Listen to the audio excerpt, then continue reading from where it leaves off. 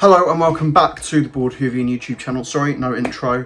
It's been really, late this week, sorry. As I said last week, I was hoping to get this done on Monday. Never really got around to it. That's completely my fault. I definitely had time. I just didn't manage it properly. Could have got the video done, didn't. And I'm actually recording this on the day I intend to upload it. That's why there's no extra lighting. That's why I'm actually not recording with my microphone. I am filming this on my phone, getting it out straight away. So let's just get straight into it and talk about Doctor Who Season 2, Episode 2, Lux. My first thought is that just take away what the episode is, take away, the plot, take away all the moments of me watching it. Going into this story, there was excitement around it, and seeing the initial trailer for the series, this episode stood out. The moments from this episode stood out, as it's exactly what I think Doctor Who should do. And when Doctor Who does things like this, it just really excites me, really using what the show's about. The fact that you've got a character which can go anywhere, to any environment, to meet any type of character and be in any type of story. You can really play with the genre and do whatever you want. And the idea of, the Doctor meeting a cartoon character. Why can't a cartoon be real life? Like, that is just like, it's one of those, it's like last season, Boom got me really excited because I thought, that's really nice. It plays with the character. It's like, we're going to put the Doctor on a landmine for the entire episode. When I heard about that concept, I thought, yes, that's really exciting. And this is almost the opposite. It's not character based. It's more like story based, like playing around with the elements of a story and being like, cartoon in real life. And of course, Doctor Who could do that. And I really liked all those elements. And I liked how it was kind of a nod to, especially with Mr. Ringerding, it was kind of like a nod to kind of those old school 1950s, earlier traditional kind of old school Disney animation. And especially, and also when you see his introduction where it goes like Mr. Ringerding and you get a slight 3D face of his before, that slightly reminded me of what it would look like when a short animated episode of like something like the Looney Tunes would come up. You'd get that. And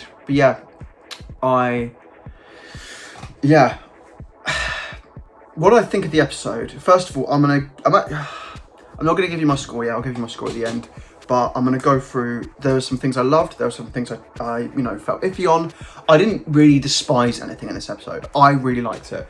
But, sometimes I find it odd when people react a certain way, because sometimes people's reactions can make you kind of fall in line with them.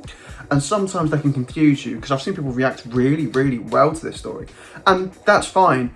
I'm just not reacting on quite the same level. Like, people have said it's the best episode of this era so far. I can see where they'd get that from.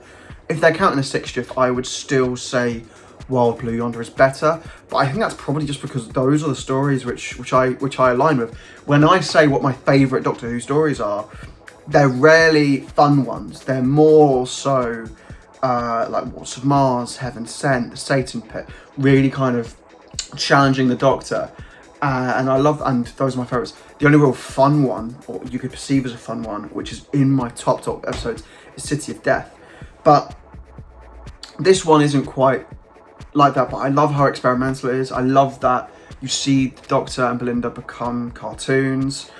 And I'm going to get to the breaking the fourth wall bit in a second. But if we just talk about those moments of character and just everything about the Doctor and Belinda in this story, I like that they're still carrying on the fact that Belinda does want to go home. She's not going to let that go on one adventure. She's still talking about it, and obviously she's excited to be in 1952. I like that they're not writing her like not to be so focused on going home that she's not at least curious about the fact that she's time traveled to 1952. She's excited about it, but in her head she's going, okay, I'm going to get dressed for 1952, stand outside, walk outside, be in 1952 for a hot minute and be like, okay, now can we get home please? She doesn't want to do the adventure. She's be like, oh, this is nice sightseeing, like a little pit stop. That's what she's viewing it like. Whereas the Doctor's like, well, there's a broken cinema there, so we should do something. And I like that.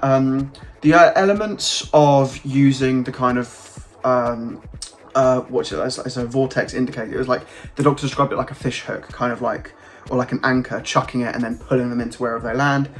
I like that concept in that, like, they're having so much trouble getting towards May 24th that they're really having to force themselves closer and closer. I think Shooty in this is really good. I really like Ncuti in this. It doesn't really talk about race too much, being 1950s America, but in the moments it does, I think it's really well done. And I do think it's interesting how the Doctor talks about it, because we get an insight into his character. Like he says, I topple worlds, sometimes I wait for them to topple themselves, and in those moments I stand and I shine. And I think that's such a really very cool moment for his character that we'll look on after Ncuti's gone. And yeah, it's the way he just smiles like that. He's just like someone who doesn't let anything get rid of his charm. And I'd say that's the core of 15.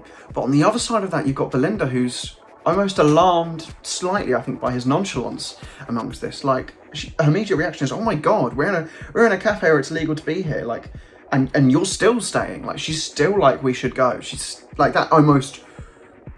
You can see it influence her and be like, "Well, like that even more of a reason for us to leave." But at the same time, you've got that nice moment where the Doctor talks to, I can't remember the character's name, but she's the mother of Tommy Lee, and she says, she's got hope after seeing the TARDIS, and I think that's a very nice character moment.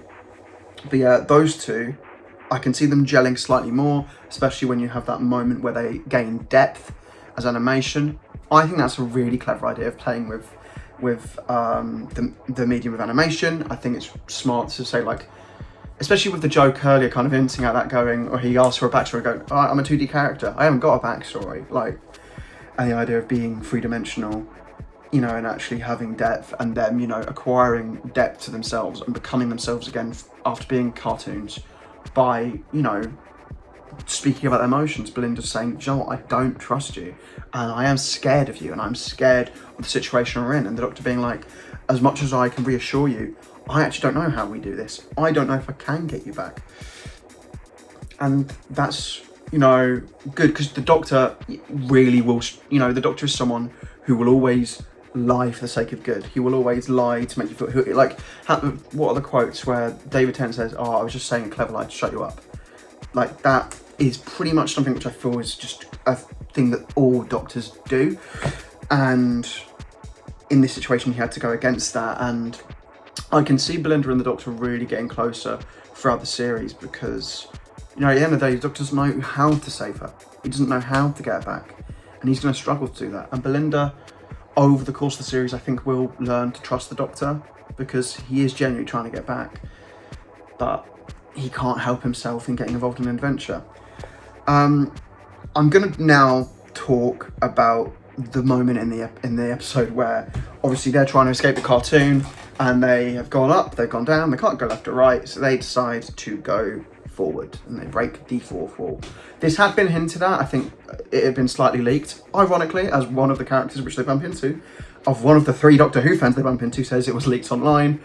I think I'm that person, because I really can't help myself and look at leaks. I really can't help myself. I'm not doing leak videos anymore, so I don't go fishing for them. I'm not on Reddit every day waiting, but if something happens on Twitter and someone talks about it, then I might just look. What did I think about them showing Doctor Who fans? It was interesting. At the end of the day, they didn't show them in too bad a light. I appreciate that they made a joke about RIP Doctor Who, because yeah, people make that joke all the time. Doctor Who fans are like that.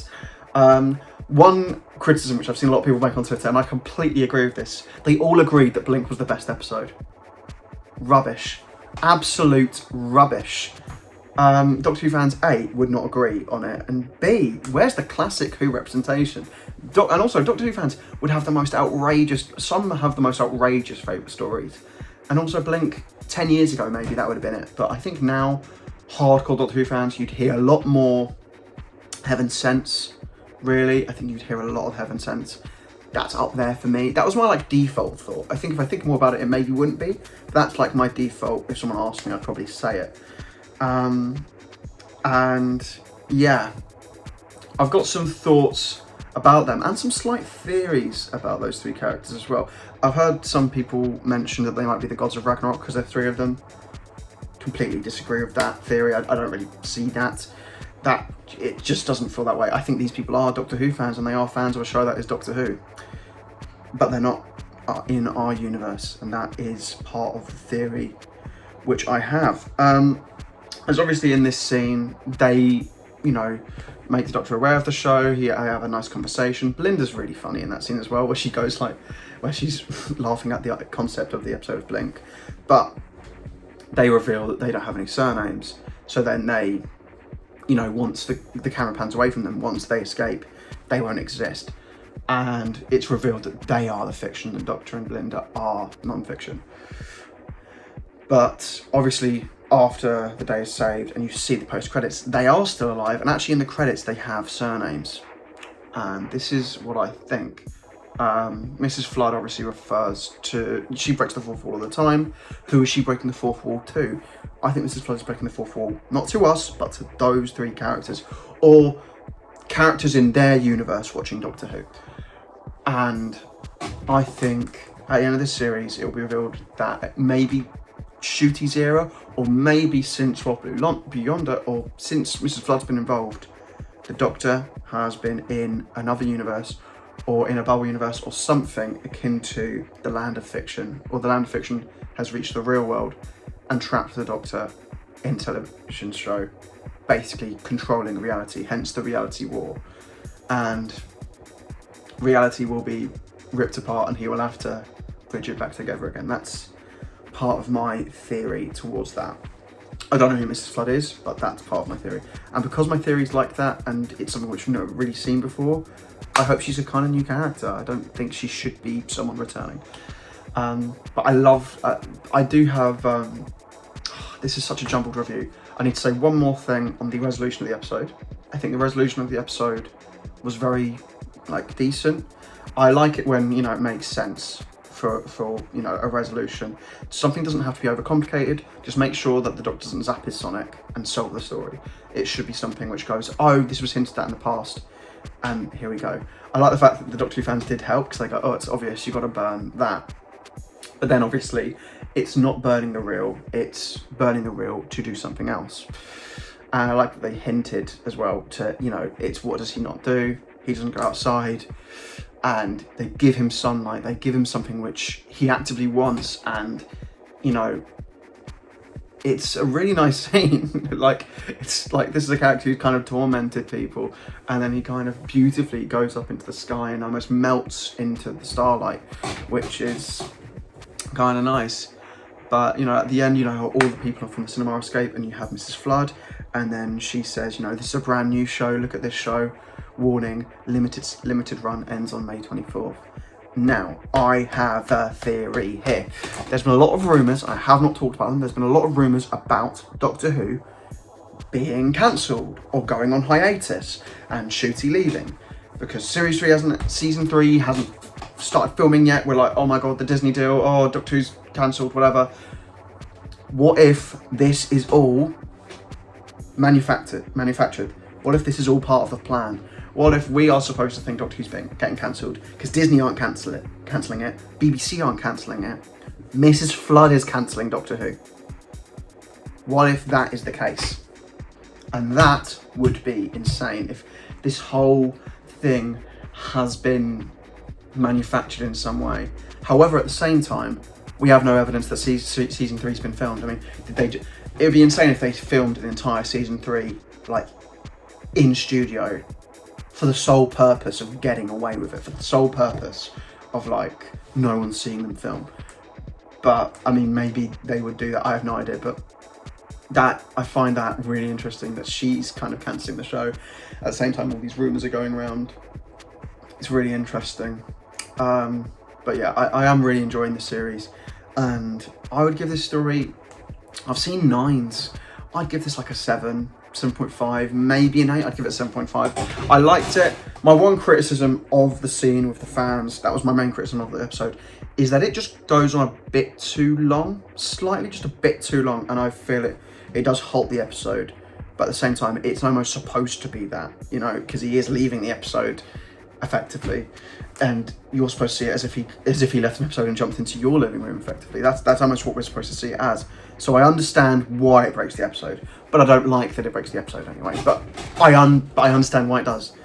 But yeah, that's my view of the episode. I'm really excited for next week. I've heard next week is a Oh, I don't know if I should say. I'm not going to say what I know about the next episode, but I'm intrigued to say the least. And yeah, those are my views on Lux. Definitely going to be an episode which people talk about for many years to come, and I quite like this one. One final thought. They brought back some 11th Doctor music. They brought back Amy's theme and the Sandman River Box kind of motif. And sure, those are popular music elements, but Murray, why are you bringing back these old elements for certain scenes?